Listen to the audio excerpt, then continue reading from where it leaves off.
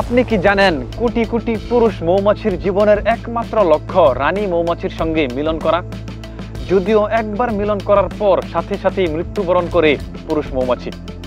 তাছাড়াও প্রতিটি মৌচাকে রয়েছে রাজতান্ত্রিক শাসন ব্যবস্থা, যেখানে আইন ভঙ্গ করলেই রয়েছে কঠোর শাস্তির বিধান।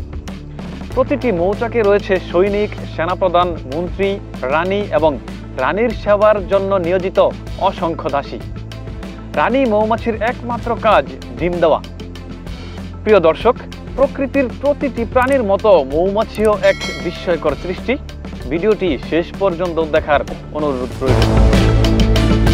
একটি মৌচাক মানেই এক নিখুঁত রাষ্ট্র ব্যবস্থা। এই রাজ্যে আছে এক রানী, হাজারো কর্মী আর কিছু প্রহরী মৌমাছি। প্রতিটি মৌমাছির কাজ নির্দিষ্ট।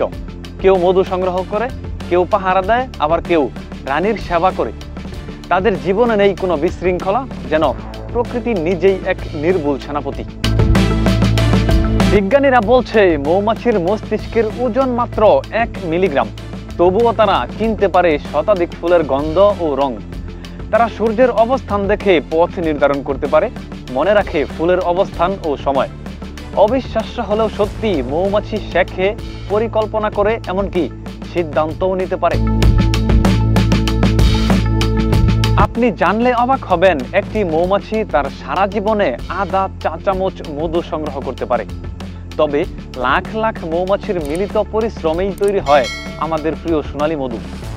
আর এই মধু সংগ্রহের সময় তারা পরাগ ছড়িয়ে দেয়, ফলে ফসলের উৎপাদন বাড়ে।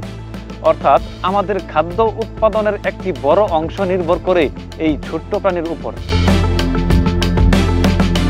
মূলত একটি মৌচাকের কেন্দ্রবিন্দু হলো রানী মৌমাছি।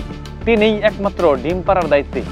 রানীর সঙ্গে উড়ন্ত অবস্থায় মিলনের পর পুরুষ মৌমাছি মারা যায়, আর রানী সংরক্ষণ করে বীজ, যা দিয়ে সে হাজার হাজার নতুন মৌমাছির জন্ম দেয়।